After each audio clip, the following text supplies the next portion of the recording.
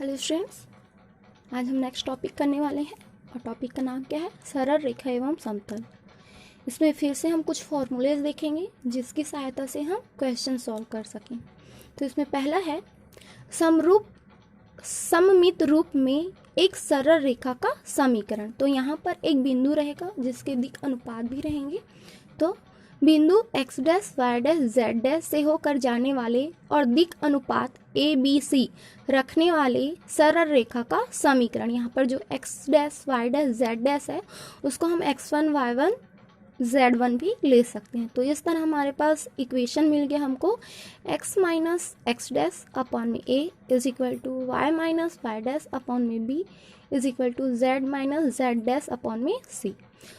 इसी में अगर हम दिक् अनुपात के स्थान पर दिक् कोज्याएं रख दें और मान लें कि वो दिक् कोज्याएं क्या है, एल एम एन है, तो हमारे पास जो सरल रेखा का समीकरण होगा वो किस तरह से हो जाएगा? x minus x dash upon में L is equal to Y minus Y dash upon में M is equal to Z minus Z dash upon में एन। ठीक है। इसी तरह दूसरा है हमारे पास दो दिए गए बिंदुओं से होकर जाने वाले एक सरल रेखा का समीकरण। तो हमारे पास सपोज कोई दो बिंदु है और वो दो बिंदु कौन कौन से हैं? x1 y1 z1 और x2 y2 z2। तो इन दोनों बिंदुओं से होकर जाने वाले सरल रेखा का समीकरण क्या होगा हमारे पास? x माइनस एक्स1 अपॉन में x2 minus X one is equal to y minus Y one upon में y2 minus Y one is equal to z minus z1 upon में z2 माइनस z1। ठीक है। क्वेश्चन देखते हैं एक। तो हमारे पास क्वेश्चन है बिंदु 1 2 3 से होकर जाने वाले और दिक् अनुपात 1 ऋण 3 7 के समानुपातिक सहित रेखा के समीकरण ज्ञात कीजिए। तो यहाँ पर हमको रेखा का समीकरण ज्ञात करने को बोला है, तो हम दोनों में से कोई एक फॉर्मूला यूज करेंगे। तो यहाँ पर हमको दिक् अनुपात दिया गया है, तो दिक् अनुपात के लिए हम ये वाला फॉर्मूला यूज करेंगे। यदि हमको दिक् कोज्याएं दी रहती, that means l m n का मान दिया रहता, तो हम ये वाला फॉर्मूला यूज किए रहते। तो दिए गए बिंदु हैं, हमको यहाँ पर एक बिंदु दिया गया है और वो बिंदु कैसा है? x1 y1 z1। इसको आप x dash y dash z dash भी लिख सकते हैं। इज इक्वल टू हमारे पास क्या है? 1 2 3। वैसे ही दिक् अनुपात a b c is equal to हमको दिया गया है 1 माइनस 3 7। अतः सरल रेखा का समीकरण हमारे पास ये वाला है। तो यहाँ पर आप चूंकि हमने यहाँ पर x1 y1 z1 लिया है, तो ये भी हमारे पास x1 हो जाएगा, y1 हो जाएगा और ये z1 हो जाएगा। ठीक है। अपॉन में a b c values put कर देते हैं x1 y1 z1 की। तो यहाँ से x माइनस 1 अपॉन में a की वैल्यू भी पुट कर दी है, तो ये x माइनस 1 अपॉन में 1 is equal to y minus 2 upon में minus 3 is equal to z minus 3 upon में 7। तो ये था आपका सरल रेखा का समीकरण। ठीक है। इससे सेकेंड क्वेश्चन देखते हैं जो हमारे पास ये फॉर्मूला यूज हो। नेक्स्ट क्वेश्चन है हमारे पास बिंदु ज्ञात कीजिए जहां 2 1 3 और 4 ऋण 2 5 को मिलाने वाली रेखा समतल 2x plus y minus z is equal to 3 को काटती है। ठीक है। यहाँ पर यदि हमको समीकरण ज्ञात करने को बोला रहता तो हम सिर्फ इस फॉर्मूले में वैल्यू पुट कर दिए रहते, लेकिन हमको अभी यहाँ पर बिंदु ज्ञात करने के लिए बोला है। ठीक है। देखते हैं आगे। दिए गए बिंदु हैं x1 y1 z1 is equal to इतना, x2 y2 z2 is equal to इतना। साथ ही हमारे पास समतल का समीकरण भी दे दिया है 2x plus y minus z is equal to 3। ठीक है। यदि यहाँ पर हमको सरल रेखा का समीकरण पूछा रहता तो हम यहाँ पर क्या किए रहते? अतः बिंदु x1 y1 z1 और x2 y2 z2 को मिलाने वाली सरल रेखा का समीकरण इतना है, फॉर्मूले को पुट कर दिए। ठीक है। और इस फॉर्मूले में हमने वैल्यूज पुट कर दी है x माइनस 2 अपॉन में 4 minus 2 is equal to y minus 1 upon में minus 2 minus 1 is equal to z minus 3 upon में 5 माइनस 3। सॉल्व कर लेते हैं। x माइनस 2 अपॉन में यहाँ से 4 में से 2 सब्ट्रैक्ट हो गया तो 2 बचा is equal to minus 2 minus 1 minus 3 हो गया और यहाँ से 5 में से 3 सब्ट्रैक्ट हो गया 2 बचा। ठीक है। अगर हमको समीकरण ज्ञात करने को बोलता तो ये हमारा आंसर होता। ठीक है। लेकिन अभी हमको क्या ज्ञात करना है? बिंदु ज्ञात करना है। तो सपोज इसके इक्वल हम क्या मान लिए? r। तो यहाँ से x की जब हम वैल्यू निकालेंगे तो ये हो जाएगा x माइनस 2 अपॉन में 2 इज इक्वल टू r। तो यहाँ से x माइनस 2, ये 2 इधर ट्रांसफर हो गया तो 2r हो गया। यहाँ से हम माइनस 2 को इधर ट्रांसफर कर देते हैं तो x की वैल्यू हमारे पास आ गई 2r प्लस 2। हम इसको इक्वेशन नंबर 2 दे दिए।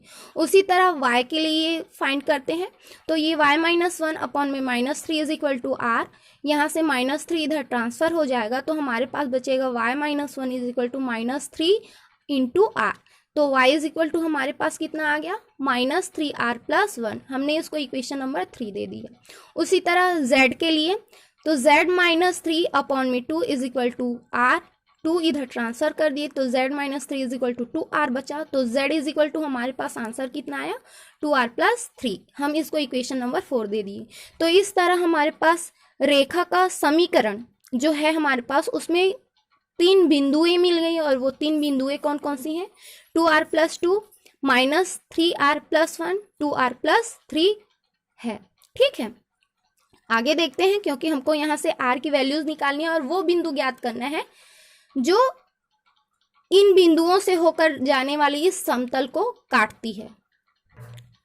ठीक है, तो हमने अभी कुछ बिंदुएं ज्ञात करी है। ठीक, तो अब हम देखते हैं कि वो जो बिंदुएं हैं वो किस समतल पर स्थित है। ठीक है, ऐसा मान लेते हैं, तो माना कि यदि यह समतल, यह मतलब वो बिंदुएं जो अभी हमने ज्ञात करी है, ठीक है, समतल 2x plus y minus Z बराबर 3 पर स्थित है, तब जहां पर x है वहां पर हम x की वैल्यू फाइंड रखेंगे, जो हमने x की वैल्यू फाइंड करी है उसको, वैसे ही y के स्थान पर y की जो वैल्यू हमने फाइंड करी है उसको रखेंगे, और z के स्थान पर जो वैल्यू फाइंड करी है उसको रख दिए। ठीक है, तो ये हो गया 2 into 2r plus 2 plus minus 3r plus 1 minus 2r plus 3 is equal to 3। Simplify कर लेते हैं, हमारे पास आ गया 4r plus 4 minus 3r plus 1 minus 2r minus 3 is equal to 3।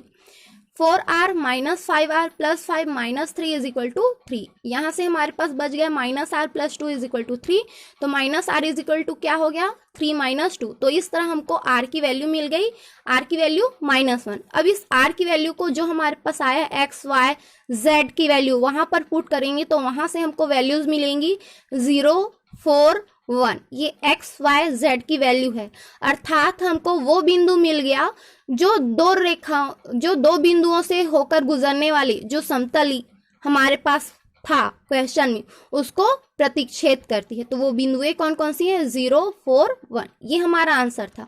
यदि हमको इनके बीच की दूरी निकालने के लिए बोल दिया जाए, तो हम उस दूरी को कैसे निकालेंगे, बिंदु 0 4 1 की बिंदु 2 1 3 से दूरी, तो ये हो जाएगा अंडर ऑफ 2 माइनस 0 का होल स्क्वायर प्लस 1 माइनस 4 का होल स्क्वायर प्लस 3 माइनस 1 का होल स्क्वायर।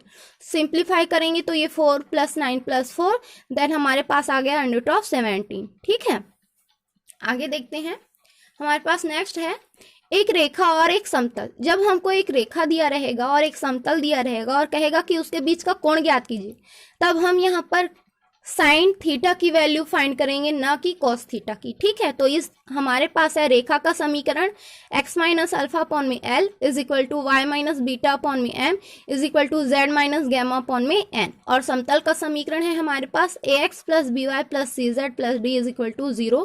तब हमको जो कोण मिलेगा वो किस तरह से मिलेगा, sine theta is equal to A L plus B M plus C N upon में under of A square plus B square plus C square into under of L square plus M square plus N square.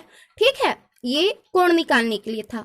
यदि यहाँ पर जो समतल और रेखा है वो क्या हो, समांतर हो, तब थीटा की वैल्यू क्या हो जाएगी, 0 हो जाएगी, और जब थीटा की वैल्यू 0 हो जाएगी तो साइन थीटा की वैल्यू 0 हो जाएगी। अर्थात मैं यहाँ 0 पुट करूंगी साइन थीटा के स्थान पर, तो ये इधर ट्रांसफर होकर पूरा 0 हो गया, तो हमको वैल्यू क्या मिली, A L plus B M plus C N is equal to 0। यदि लंब रूप मिलेगा हमको तब क्या करेंगे, यदि अब हमको इसका लंब रूप मिलेगा तब थीटा की वैल्यू कितनी हो जाएगी, 90, और जब थीटा की वैल्यू 90 हो जाएगी तो ये हमारे पास मिलेगा L upon A is equal to M upon B is equal to N upon C. ठीक है, इक्वेशन देखते हैं, समतल 2x minus 3y plus 6z minus 8 is equal to 0 और रेखा x माइनस 1 अपॉन में 2 is equal to y minus 2 upon में 5 is equal to z plus 4 upon में 4 के बीच का कोण ज्ञात कीजिए। ठीक है, तो जो दिया है पहले उसको लिख लेते हैं। दिए गए हैं समतल का समीकरण 2x minus 3y plus 6z minus 8 is equal to 0, रेखा का समीकरण x माइनस 1 अपॉन में 2 is equal to y minus 2 upon में 5 is equal to z plus 4 upon में 4।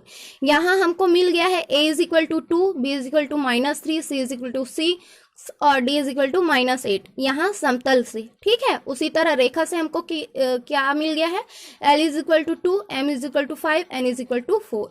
मान लेते हैं कि जो रेखा और समतल के बीच जो भी कोण बन रहा है वो कोण क्या है, थीटा है। तब sine theta is equal to value रख दिए हैं यहाँ पर, ठीक है, जो फॉर्मूला था वो। अब यहाँ पर इनकी वैल्यूज पुट कर देते हैं।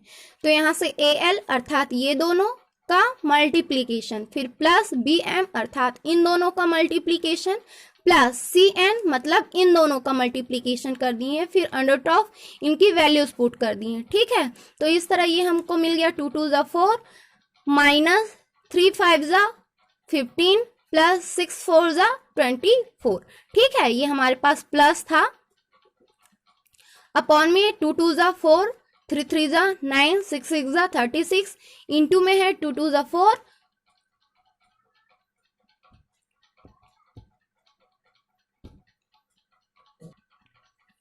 इंटू में है हमारे पास 4 प्लस 25 प्लस 16, ठीक है। सिंप्लीफाई कर लेते हैं, तो इन दोनों को ऐड की तो 28 माइनस 15 हो गया, अपॉन में इनको ऐड करी हूँ तो 49 और इनको ऐड करने पर 45 मिल गया। सिंप्लीफाई करेंगे तो ये हमारे पास 13 आएगा, अपॉन में इसका 7 हो जाएगा, और इसको सिंप्लीफाई करेंगे तो ये 3 इंटू अंडर ऑफ 5 हो जाएगा, ठीक है। तो इस तरह हमको साइन थीटा की वैल्यू मिल गई 13 अपॉन में 21 इंटू अंडर ऑफ 5। ये था हमारा आंसर। तो आज के लिए इतना ही, थैंक यू।